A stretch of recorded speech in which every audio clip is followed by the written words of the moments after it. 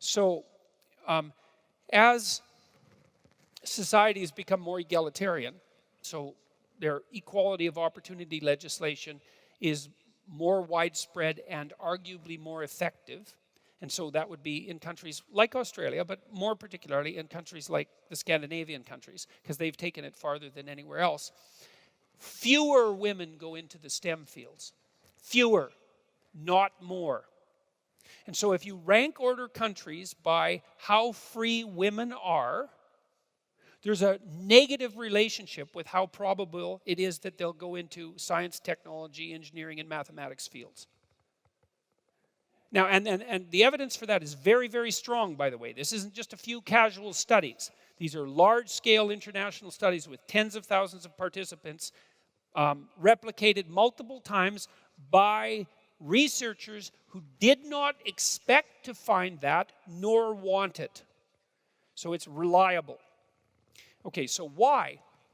Well, there's a bunch of different theories. One is that the average IQ of men and women is the same, and that's quite clear. But the male curve is flatter than the female curve, and that's the, what do they call that? The enhanced male variability hypothesis, which has almost now become impossible to publish on because it's politically incorrect. And what it suggests is that there are more men at the very upper end of the intelligence distribution and more men at the very lower end. And that explains some things, like why there are far more boys, for example, who have learning disabilities than there are girls. And there's some evidence that men are more neurologically vulnerable than women because they're more specialized neurologically. And the advantage to that is this enhanced variability, but the disadvantage is the specialization makes them less robust and resilient neurologically. Be that as it may. That's one possibility. And I think there's a fair bit of evidence for that. And it's often the case that differences at the extreme, even if there aren't differences in the middle, differences at the extreme actually make a big difference. You know, because like, let's say you're going to be an engineer. Maybe one person in 100 is an engineer. And you have to be really interested in gadgets to be an engineer. You know, you have to be more interested than 99 out of 100 people to be an engineer. And there's not that many people that are like that. And most of them happen to be men.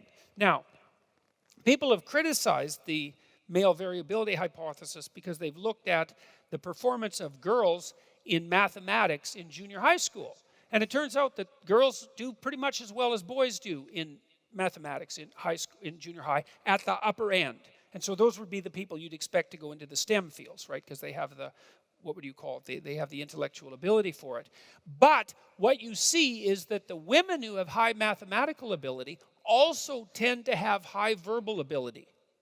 Whereas the men that have high mathematical ability tend to have less high verbal ability. And so one of the things that implies is that the women who have high mathematical ability have more vocational choice. And so they're statistically less likely to go into the STEM fields. So that's kind of an interesting, no one expected that, so that's kind of an interesting observation. And then there's another observation too that's also extraordinarily germane.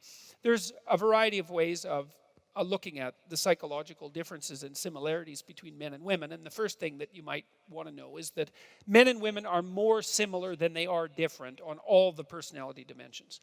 So the overlap is quite strong. The biggest differences are, there's 5 personality dimensions. I mentioned them: extroversion, neuroticism, agreeableness, conscientiousness, and openness. The biggest differences are in neuroticism. Women are higher in negative emotion, and that kicks in at puberty, because it's not the case for boys and girls.